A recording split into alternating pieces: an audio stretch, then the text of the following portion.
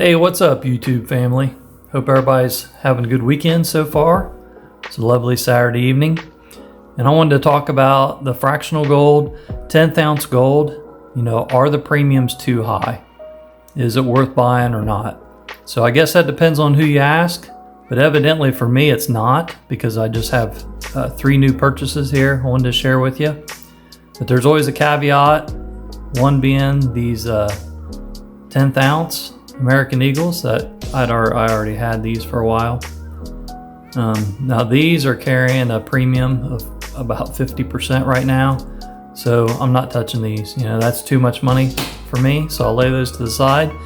But my personal opinion, and opinion only, is the 10th ounce. If you can pick those up for about 20-25% over spot price, you're doing pretty good. So just to give you an example, with spot hovering around 2,000, I don't know exactly what it is, I haven't looked today. I got this 10th ounce Britannia. I think it was right around the $230 mark once I got everything with my discounts and all. And Liberty Coin on eBay, their Liberty store. So it's actually the first one I have of King Charles. He says, nope, I'm not going to focus. You can just forget it, buddy. There we go. So there he is. Charles. And of course, there's the Britannia.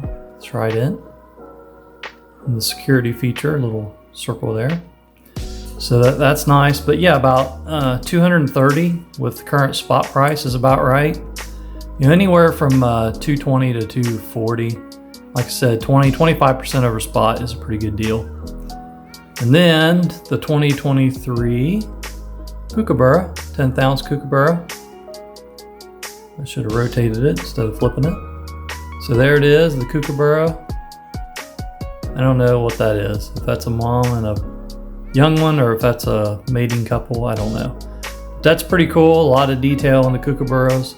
And the thing about the Kookaburra, since they come out with these, was it 2020, 2019? I'm not sure. But the 10th ounce gold version in this was fairly new. And when they came out, I'd always buy 2 if I could afford it. And that's proved to be very good because, the older ones, I see them $300 north of $300 on eBay. So that's always a good purchase. And this one is a little button. This is actually a 10th ounce. You say, oh, that can't be a 10th ounce. That's a lot smaller than the other one. It is a 10th ounce. It's just thicker, right? Quite a bit thicker, as you can see, compared to this. And that's the thing that's so cool about gold. I already put it back in there, but you can see the thickness difference. Gold is so malleable. I mean, you can pound it out to who knows how big around you can make this thing. But this was a little unique. So this was more like 240 shipped. I got it upside down. So it's got the skull there, skull and crossbones, which I thought was really cool. It's like treasure. So this one came from Haley Bug Mint. It's actually they're out, so the prices have increased, but I got this off an individual. All right, so Haley Bug Mint, I think they're in Illinois. So that's pretty cool, the story behind that. I think the guy wanted to start some metals, and I'm assuming his daughter, his name's Haley, so there you go, Haley Bug Pour right there. And they sent it in this little case, which is pretty nice. So that's a good segue. I don't have a lot of money. I'm not rich by no means. This is affordable for me. So if this is affordable for you, don't be afraid to buy it, because you're going to hear people say, the premium is too high on the tenths and the grams. Well, the premium is high, but most of us, the majority of us out here, that's what's in our affordability range, right? In our budget.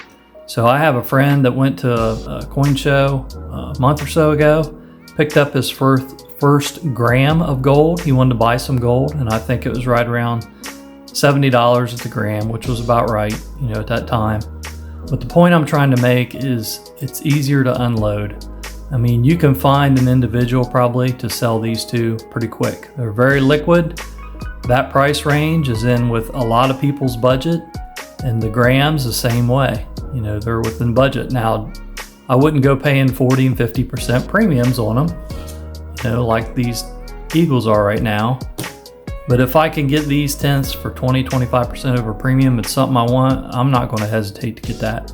And of course, the smaller you go, you know, the premium is going to increase. So you're going to pay more than 20%, say, on a gram. But right now, you know, so if you get a gram for $70, you're doing really well. But this, like I said, I made the comment, this I bought off an individual and I paid $240 for them to ship it. So that just goes to show you there are people out there willing to pay that for an individual. That, or of course, maybe I'm just crazy. But this was a little different. I do not have anything like this in my collection. So I wanted that. You know, I like the variety of items. So that's what I wanted to cover today. And if that's what you can afford, like I said, a gram or a tenth, there's no shame in that. It's still gold. If you get the premium at the right price, then there's nothing wrong with going a little higher premium on smaller gold. As long as it's within that range. Like I said, a tenth, about 25%. There's a lot of people that can't buy a quarter ounce. They can't, you know, justify spending over $500 at a time on a gold. They may have bills or other obligations. You know, some people have child support and other obligations like that too.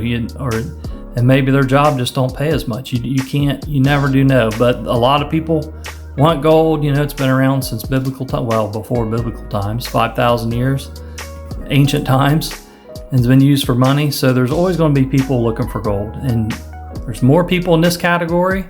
So don't hesitate to buy this fractional size as long as you get it for a good price. So that's just my 2 cents on that. You guys keep stacking. Peace out. Till next time.